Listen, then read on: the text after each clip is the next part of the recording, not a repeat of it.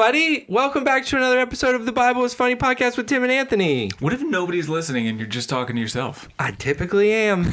Wouldn't be much different than a normal Tuesday.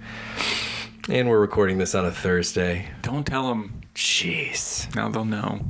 Tim, I actually I have one thing just to announce before we start that's very fun. Okay. Do you want to start with that, or do you want to do some other stuff first? Evidently, you have an agenda. I'm just very excited about this. Okay.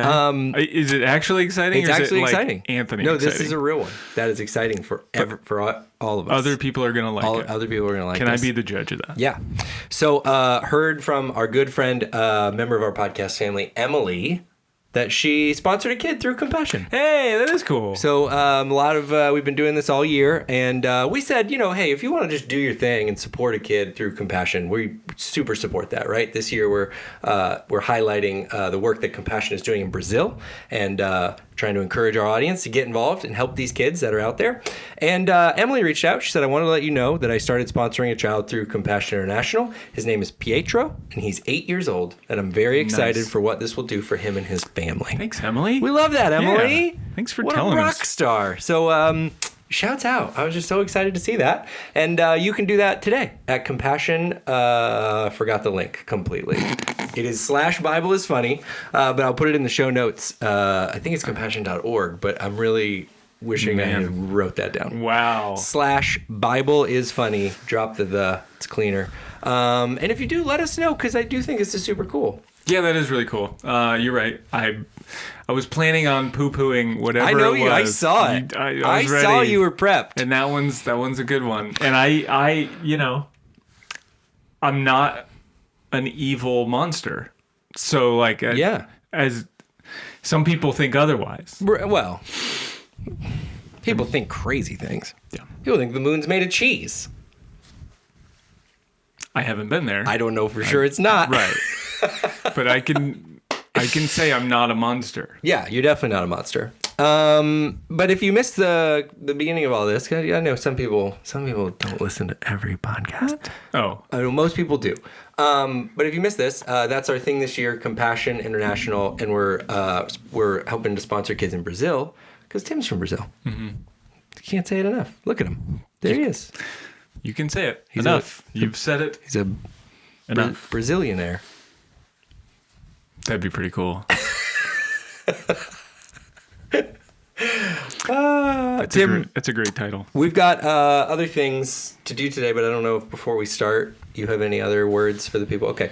Well, welcome to the podcast. Again, my name is Anthony Russo. It's Tim Wyckoff. This is the Bible is Funny podcast. This is our special segment we call Christian Movies Are Funny, where we consume and then discuss Christian movies. Today, we are consuming and discussing the 2009, based on a Bible story classic, buckle up, The Book of Ruth, Journey of Faith. I love a colon in a movie title. You know what I mean? Keep going. It's a very Leslie Knope headline. You know what I mean? Right. I think it gives room for a 3-part series. Because you just change what's beyond the colon. Yeah. Can't wait to see part 2. Can't wait to see what Naomi does. What's gonna happen? I just like The Book of Ruth, Journey of Faith, one woman overcomes all obstacles. Period. And still. Tim, what do the people need to know about The Book of Ruth, Journey They need of to know... Faith? Sorry, I cut you off in the middle of that title. They need to know that it takes an hour and 31 minutes to get through it. 131. It's written by one of my favorite names, I think, in the industry, Salvatore di Salvatore. Yeah, you might know him because he sounds a little Italian. What are the chances that is just Carmen writing under a pen name? There's a pretty good chance. But also Ray Raucci and Richard Raucci. But I do like the name Salvatore de Salvatore. I looked him up, and he's got some other stuff that he did. Not very much, but Salvatore. But there was a picture of the person. Sure, it could be Carmen, catfishing us, but Salvatore de Salvatore. He did the persistence of memory, right? And the lobster telephone. What are you talking about? Salvador Dali joke. All of my art people are going to be so in on that joke. Salvatore. No. Dali. Salvatore. Why do I look at you like this all the time? This is directed by... It's because you deserve it. Stephen Patrick Walker. He also did a movie called Judges, like the Book of Ruth. So he's got a niche. He's got the Book of Judges, leadership, sometimes done well, other times not so good. But comma. Just wait till you get to Numbers. Also Samson. Numbers. How do you say I wrote the Book of Ruth like in good faith? When you're like, well, when you were like, who wrote it? I'm like, well, God, right? That's who has to get the credit when you're doing the Book of Ruth. Right. The movie adaptation of God's original masterpiece. Right. Like the Book of Ruth. I don't know how you go around being like, I wrote the Book of... Oh, you're talking about the Book of Ruth. No, colon. Yeah. I wrote the Book of Ruth. All right. I'm going to give you some more details because we're kind of stuck in one spot right now. All right. This movie stars Sherry Morris as Ruth. She was also in The Reconciler. I hate that we're getting into so much. What? I know. I even tried to look at... I wasn't going to go back and watch The Reconciler, of course, because that would be a nightmare. But yeah, she is a character in there. So I forget which one she is. I tried to look her up in there too, and like it's just not a popular enough movie to even find like Google image searches. My brain is spit. She could have been a cop, right? She wasn't the cop. Okay. No, that's what I went back and looked at that, but she was not the cop. But she's in there somewhere. So I bet you she is. I think I can picture her. I think she is the woman whose husband ends up on the mountain with the kid. Yeah, I think that's who she was because I saw a clip of her in there, I tried to block that movie out of my The woman is super trash husband. She's so happy to see. Right. Sweetie? This movie stars the one and only Carmen. Carmen! As Boaz. Yeah, that Carmen. R.I.P. too soon. This was one of the last 4 films he made before he died. Obviously, none of those movies was as good as any of his music videos. Not one of them. Give me what's your favorite Carmen music video? I mean, you gotta go Riot. I mean, Champion is like the most epic. Yeah. Obviously, I have a lot of like church history with Champion, but Riot was so inspiring. Can we take just 1 second, if you didn't grow up like we did? Go watch a Carmen video now. I'll put some in the show. I'll do that for viewers because they do think this matters. If you're not up to date on the moment that was Carmen, you need to go back and relive this especially subculture moment. Yeah, especially before if you're going to go back and also watch the film and see him in there because you're like, oh, this dude, because dude's got like, he's got charisma. He's got charisma. If he doesn't have charisma, he's got nothing. Yeah. But he also has a great head of hair. So like this guy and the thick eyebrows, what a guy. Carmen was an icon. It was he would rap or /sing. Yeah. It was like just this whole...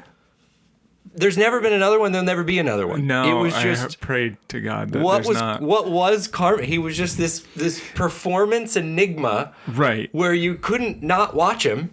Yeah. And it was just like, man. Yeah, he just made epics is what he did. 100%. And he was this personality that was super big.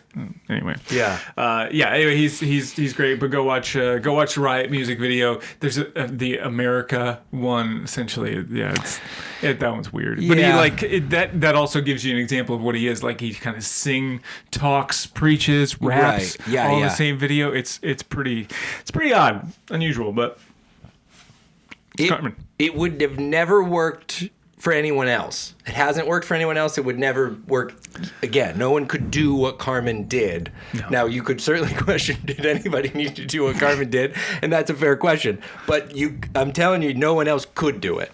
Yeah. All right, moving on. The movie also stars Elise Lester as Naomi. She was in an episode of Walker, Texas Ranger, and a few episodes of Friday Night Lights. And I swear she seems familiar, but it might just be that I couldn't stand her so much. And that's so true for so many of the films that we watch. And I just so irritated by that person. I'm like, I felt this feeling before. Maybe that's it. Stars Caro O'Brien as Orpah and Rebecca Holden as Beth. Rebecca Holden was in Knight Rider, Magnum P.I., and when I looked it up, it said an episode of Saved by the Bell. And I was like, no way. I would have seen her in Saved by the Bell again.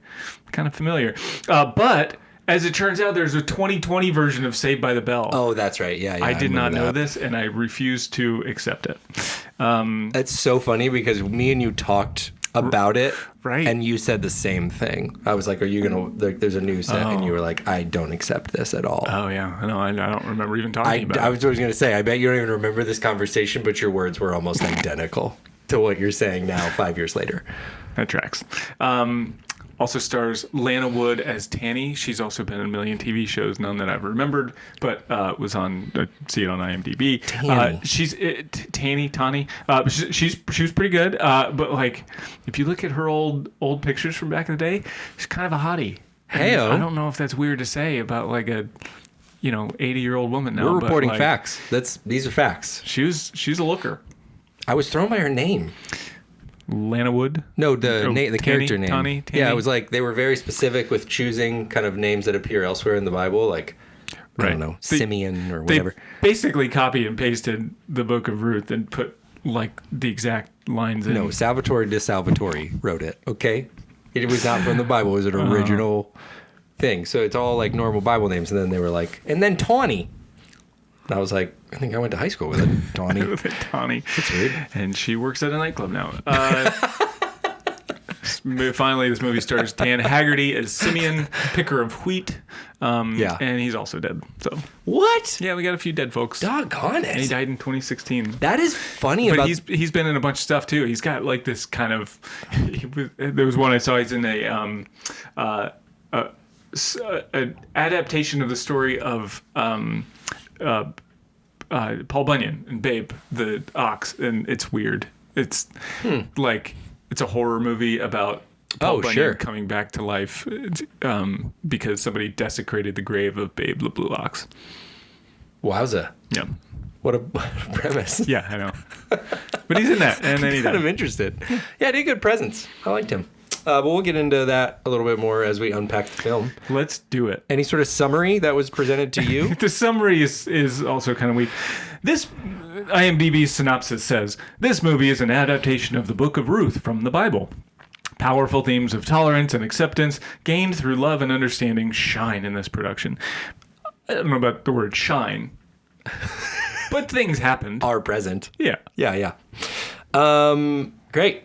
Well, here's where I will pause. This is kind of a transition moment of us here for the podcast. I will say two things before we go any further. One, Tim and I, we come here together. We join with you, our friends, to discuss films. We consume the film on our own, separately, independently, and we come together to discuss it here all together.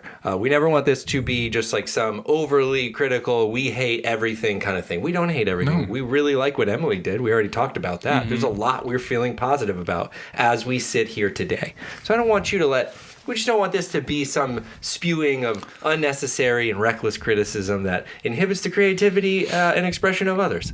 And so right. Wow. we don't want that. And I want to pause here and say that now. Go out into the world, be positive, make your cool stuff. Don't worry about people watching it. And like I always say, we do these movies. We're not going to do your movie. That's not what we do. No, we never do that to you. Yeah, and I don't hate everything. We don't. I'm annoyed by most things. For sure. Sure. Yeah. But I don't hate everything. No, there's so many things we like. Old country music can be really good. The right ice cream. Like, there's a lot to feel good about. But the wrong ice cream. There are bad ice cream, though, is the thing. Secondly, this movie is available for free on Tubi. We are going to discuss it in such a way where spoilers will be involved. If you'd like to go watch the movie for free on Tubi, again, it is called The Book of Ruth, Journey of Faith. I'll put that link in the show notes alongside Carmen's music videos. You can go watch the movie now, spoiler free, and then you can rejoin us in a moment to hear our assessment, or you can just pause and wait for a moment, and we'll continue on with our assessment. I'll let you make that choice now. All right. We're going to continue on. If you stuck with us, thank you. And if you are back from watching the movie, I hope you enjoyed it. Let's talk. Here's my synopsis, Tim. And I kind of feel for IMDb because you do kind of want to say, like, it's the Book of Ruth. But people might not be familiar with the Book of Ruth. I'll run you down the story. Sorry, I really got to... There's a method acting that comes with this. Naomi is a troubled woman, a foreigner in a Moabite land, far from the family and beloved manicurist she left behind in Bethlehem.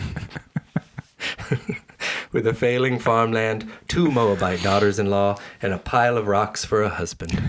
She's not sure where to turn. After careful prayer, meditation, and the news that the economy is booming, she decides God is calling her to return home. She bravely sets out on the long and incredibly scenic National Park trail that will lead her home. But before she does, she beseeches her daughters-in-law to return to their home and start anew. One daughter, Orpah, heeds her word of counsel. The other daughter, Ruth, decides instead to knock her over, both physically and emotionally, and commit to her for the rest of her days. Once they arrive at home, Naomi dramatically changes her name. Ruth gets lessons on how to pick things up off the ground. Turns out she's a natural. And meets Boaz, a wheat field owner with a great head of hair, a kindness in his heart, and an inexplicable New York accent.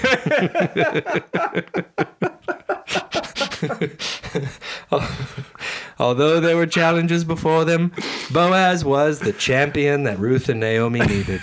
He said Satan bite the dust and started a family with Ruth that would eventually produce King David and a righteous invasion of truth that would change the world forever. Well done. That's well it. Done. That might have been my favorite one. That's the story. Man, yeah, right off the top, like if you have like not good actors trying to recite lines that are just generally unnatural for anyone in this world already. Yeah. And they're in accents that are nothing like these people have ever heard anyway. Right. Like it feels like you're already starting this movie off behind the 8 ball. Uh-huh. And then I like that the director was like, yeah, everybody do your accent. Just try anything and nobody will know the difference. And Carmen was like, nah, I'm good. I kind of got my thing. I stuck to it. What if I am Carmen? What if that's so you are, Boaz, and this is where you're from, and your mother was a foreigner. Okay, cool. What if I'm Carmen, though? Carmen don't do accents. Okay, you just be Carmen. It seems like you're trying to get like Tracy Morgan to do a role. Well, and be like, hey, Tracy, can you like not be Tracy Morgan? Right. And be like, no. What was so funny is like I just had this experience with Gladiator 2. I don't think you would have seen that. No, you told me not to. I did. And it was, I mean, it's fine. It's gratuitously violent if you're into that kind of thing. Oh, damn. But everybody committed. So here's the thing. I'll start right off the top. Something that was shocking to me was the accents. We're starting here. And I want to posit that it is tricky, right? Like, okay, nobody spoke English. Spoiler alert. But you're going to present the movie in English because you're doing it for an English audience. So then you're like, some people make the choice of like, I'm going to do old-timey English, right? Like a sort of old-timey proper British accent. Right. Logically doesn't make any sense. None. Why would they be doing that? No. Sort of like Star Wars made the same choice. Some people are speaking British and you're like, where does this come from? But it's a choice. Then some people go do kind of a Fiddler on the Roof accent. I don't know. Let's do that. It's like English, but I don't know, maybe with sort of a Jewish accent. And they make that choice. To make the choice to just go, everybody gets to choose their adventure here. Yeah. Carmen is originally from New Jersey. I don't want to offend New Jersey people, but it's that sort of New Jersey, New York accent. Malon has a Southern accent. Mm-hmm. This is Ruth's husband. Mm-hmm. He's straight up from Dallas, Texas. And then Seth, kind of he's a worker of Boaz's. Kind of sounds like Bart Simpson. Like he's got just like a punky youth accent. Uh-huh. It was just all over the map with what we were doing with accents. And it was really, sometimes Naomi too, some of her Southern accent would sneak out. Accents were tough. We gotta commit to a dialect, and we gotta kind of stick to it. It was shocking to me. Yeah. Shocking to me was, maybe similarly, just how much eye makeup was available back in their day. According to the filmmaker, it was on everyone. Everyone has like Egyptian eye makeup on. Yeah. Why? I don't know. Maybe it kind of goes along with the accents. If you have some sort of weird accent, you got to put eye makeup on, and that's how we know we're in Bible times. Right. Who said that? A lot of eyeliner. Who determined this? Well, food was hard to come by. Eyeliner readily available on every corner.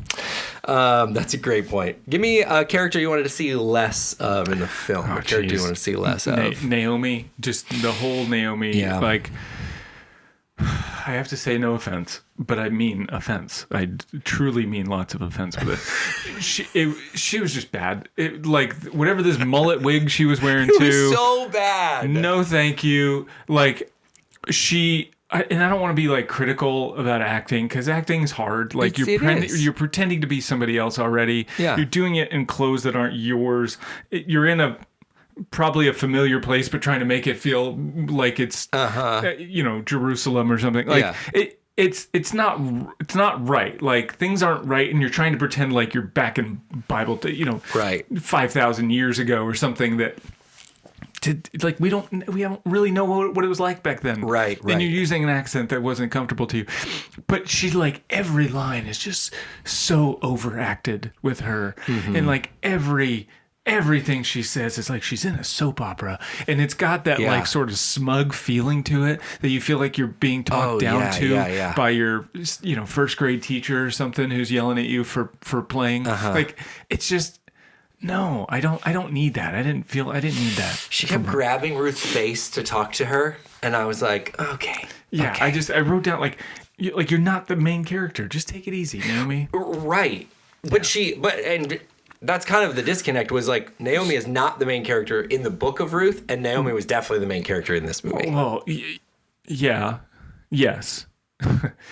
Yeah, I agree. She was more the main character in the movie, but like it's not about her. It's not right. She's not. Yeah, I don't know. It wasn't. It was not. Like it. I didn't like it. It was all over the map. Yeah. All over the map with Naomi. Character I wanted to see less of. I had two. One is Ruth's mom, who is just the actual mom. Yeah, wildly like aggressive. Yeah. Not a character in the biblical telling. Not like aggressive. No, like a weirdly nasty making fun of these people because they can't have babies, and like you're like, wowza, this is Salvatore Dali's invention here. I did feel a little sympathetic for her because based on the age that I could perceive, she had Ruth when she was 2 years old. So that's got to be tough to raise a kid like that. Babies having babies. When you're like, this is your mom, and I'm like, hold on, wait a second. They're the same age. But Ruth's mom was tough. My second character I wanted to see less of was royalty-free sad piano music. Because it was a really prominent character in this film. Time and time again. I was just glad they inserted some music at all. People are crying. We needed something. Royalty-free. It was like very nondescript. Just royalty-free sad piano music. I think that's where they got their accents, too. It's royalty-free accents. Yeah. You don't have to pay for them. You're not misrepresenting anyone because you're like, clearly, that's not a person from the Middle East. No. They're from Texas. Character you want to see more of, Tim, in the movie? Okay, I want to see more of Grandpa at the beginning. AKA. Oh, great one. Mr. Miyagi. Obed? Essentially. I don't know. Yeah, I think it's Obed. Yeah, but mostly sort of out of functionality, because if we would have gotten more of him, we could have bypassed a lot of the stuff with Naomi.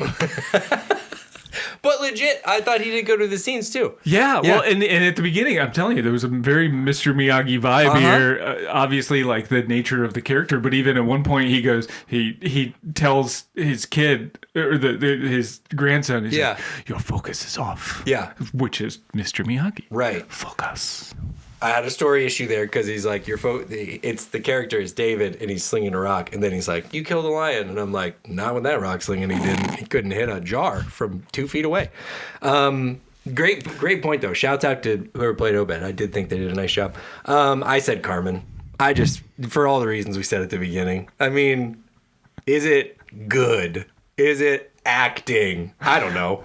But when the guy was on camera, I was watching. And not gonna argue that. I wanted to see more Carmen. I thought that was another part of my Naomi issue. It was like I was watching the clock, and I think it's like an hour before it's an hour. It's a 90-minute movie, and I think we're an hour in before we get like real Carmen time. And I'm like, man, you didn't know where the juice was. Character that reminded you of me, Tim. There was one lady at the end. I really don't even know why, but it was kind of, for some reason, she reminded me of you. It's an old lady, David's mom or grandma, like at the end, and she comes in, kind of like acting like a mob boss wife, and she goes, "Your father wants you to come home and bring lunch to your brothers."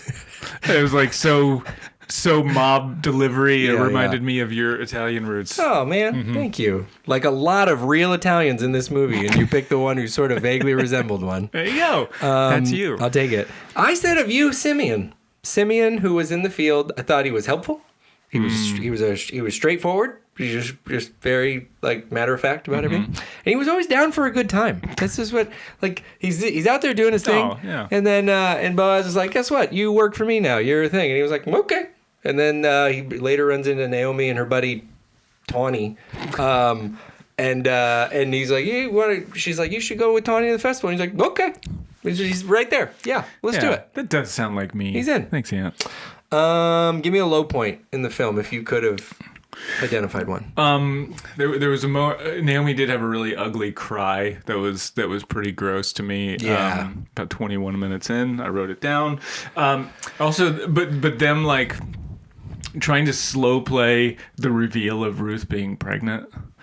Oh yeah, like clunky. Yeah, we know, we get it. Clunky. Like them trying to like slowly reveal, like, there's a little teaser. Here's a little look, and maybe what is it? Is she pregnant? Like, yeah, we knew that the second the scene started. Yeah, first second, she's pregnant. Okay, we get it. Right.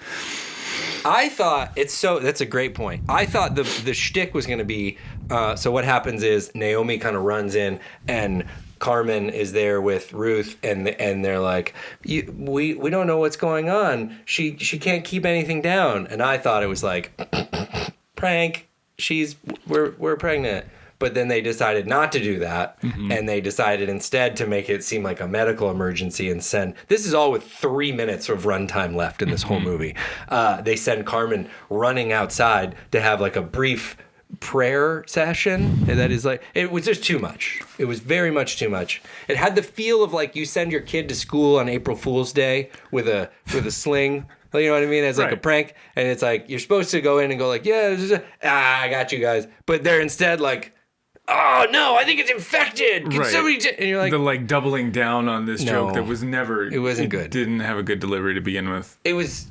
She does get pregnant. That's the real story. So it's fine that you ended here, but don't do it for 3.5 minutes. You just do it. Completely agree with that. My low point. So listen, there was a lot of production issues with this movie. We had sound issues again. You talked on some costuming stuff. I hate to get nitpicky because people only have the budget they have, and only have the time they have. But everybody's costume was just straight out of the bag. Like, very clean. Right. Again, I mentioned it briefly. You were talking about Naomi's wig was weird. She had like very manicured nails the whole time, which was just kind of like, okay, like I kind of get that you're going to be on camera and you'd like to look a certain way, but also you're going to be on camera and you need to look a certain way. You're doing a timepiece to try to make people think you were in this era. Like very obvious French tips on your manicured nails are not really, that we're going to then close up on multiple times. But again, I'm trying it's whatever. People are doing their thing. What I will hone in on, I was watching this with This is a good insight too. I did want to share with everybody. Have you started watching Severance? Are you watching Severance? Oh, yeah. Yeah. So we just started, and we're like, if you're watching the show at all, it's just like really creative and kind of interesting. So we watched one episode, and then I was like, we can't watch any more of this really great television because I have to watch this movie. So that's what I do for you guys. That's what we do for you guys, which is great. And the movie was fun. But anyway, so I'm on the couch. I have my headphones in. Is how I'm. So you get more of. I said all that to set up. You get more of the sound of the movie when you have your headphones in. You probably have all experienced this. And whenever they were in a crowd, they were using like a crowd noise, which movie magic. Sometimes there's not actually that many people in these scenes. So they pipe in sound of people scuttlebutting. One of the sounds in there was a car horn. Like I was like, wah, wah. So it'll be like, we're in Bethlehem at the market, like, and you'll hear just like what they wanted, which was people milling about, and then wah, wah. I was like, oh no, guys. Someone had to pick up. There's a car horn in that. Oh, that's awesome. I did not pick up on that. You really, I guess it's super like niche, but if you have your headphones in, you can clearly hear a car horn going off. That was my low point. Give me a high point. I will be very honest with this. I'm going to say there's lots of high points because my high point in the movie was a lot of remarkable quotes, like good quotes that came out of this. Favorite one, obviously, came from Carmen, where he struts into the scene after harvesting in the field, and he just goes, "Man, look at all this wheat." And why is it funny? I don't know, but just it was sort of jarring and very Carmen delivery with all his charisma. Man, look at all this wheat. On this bullet point, I wrote 3 words: Carmen's first words. Exactly this moment. I was laughing out loud, like had to pause the movie. Man, look at all this wheat. Like the way he said it. He's so happy. He's genuine. I think he believed that he was happy about having all this. It's your first experience with the accent. It's also just like, what a comment. So good. And then he does this like sort of drunk bro talk at the bar later, and he's like, I liked it. You're a fine man, strong, courageous, more than any of these women could want. You say I gotta have more confidence in yourself. Yeah. Like this is the line delivered by Carmen. You mentioned it before. Where was it? Oh shoot! Somebody having a very southern accent. Yeah. Malon. Oh yeah, and then Malon coming in. He had a good one here, and he goes, he's like real mad. He can't like. I forgot what it was, but he goes, "My strength is fine. It's the field that's weak." But he says it with a real strong accent, and then he has a heart attack. No. And there was a moment too where. Somebody said, "By the power of the counsel given by God, I name Boaz the kinsman redeemer, the house of Abimelech." And then the piped-in crowd noise of everyone going, "Yay!" Yeah. It's like very one word, very Simpsons-y. Yeah. Like that was great. Yeah. Oh, here's the line. It was, "I'm beginning to think your people are right when they say our family's being punished," in the most southern accent possible. Anyway. Yeah, that was a good impression. Yeah, that stuff was great. A lot of quotable stuff. Yeah, Carmen's first words were mine. I do want to shout out Malon's death scene because I just thought, man, if you're gonna die in a low budget movie, like get your money's worth, and he did. His eyes rolled back. He like hit several things on the way down. I was like, that's shouts out, man. Like if I'm in this thing for 2 lines and a death, you better know I'm dying big time. Yeah, overact in that way in a good dramatic fashion. Not Naomi's way of like condescension. Yeah, I wasn't. Yeah, completely agree. But yeah, my high point was just Carmen's first words, and those lines were all great. It was. I co-sign everything you just said. All right. Now's the time of the show where we give the all important. This review has made or broke careers. The raised hand emoji review of Christian Movies Are Funny podcast. So be careful, be mindful, be considerate as I tee you up for this question. Tim, how many raised hand emojis out of 5 do you give the Book of Ruth, Journey of Faith? All right, this number is going to seem a little bit misleading, but I'm going to give it 1 star. It's a solid star. The thing is, it's a bright, shining star, and that 1 star is for Carmen and for Carmen only. Okay?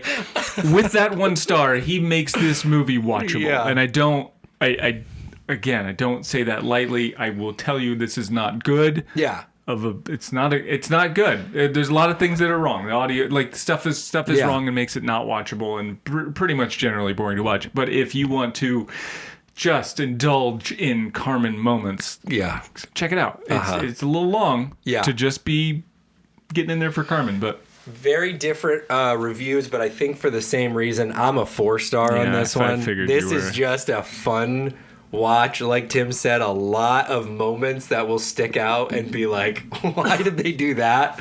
But none of it in a gross way. Like, if you're taking on biblical text, I'm like, I just don't make it like, serving to your agenda or something. I thought they did a good job. Right. I mean, the story is interesting in that Boaz is Rahab's son, I believe, and then it takes on a marriage with Ruth, and then does have David. It's an interesting, like, the story here is actually interesting. I thought they represented it accurately, although clunkily. It has all the vibes of like a home church made adaptation of a Bible thing, and if we could have dropped it down to an hour and had like cut out 30 minutes worth of Naomi. Of the beginning, 100%. Just of Naomi. 100%. Then I'm putting this up at a 3. This is probably going to 3 stars and like very watchable again because of Carmen. I can almost co-sign if you go, because people tell us you go back and watch these and do fun stuff around watching bad movies, which is what we do because it's fun. And you skip the first like 15, 20 minutes. I'm fine with it. You're not going to be lost. You're going to be fine. If I have to do it, you have to do it. Okay, that's fair too. This is a good one. This was sent in from a viewer, a podcast family member, and it was very solid. I did not know this existed. Man, praise be for Tubi. All these have found a home on Tubi. Praise be. And it's a real treat to just poke around on there and find little gems. Thank you, Tubi. Not a sponsor. Could be. Hit us up. Anyway, that's pod. Great job, Tim. Thanks. Any last words for the people before we go? That's all I got. Listen, if you ever get a witch's invitation, it's a Carmen joke. Just look up Carmen music videos. Look up Carmen music videos. That's my last word for you today. And just because Sunday's on its way. Right. That's right. That's right. Hey, we love you. Send us Christian movie suggestions. We love to get them. We keep a list and we work through the suggestions you send us, and it's great. It makes it so fun. Go to Compassion International. Go to the link in the show notes. Sponsor a child. Change their life. Sponsoring a child provides them with food, education, all this kind of great stuff. Go to Compassion. Let's not forget how it changes your life too. It changes your life. You messed around and said something meaningful, Tim. I'll never do that again. I know you hate doing it, but you did. Anyway, we love you so much. Thanks for hanging out. Thanks, We'll see you soon. Bye. The Bible.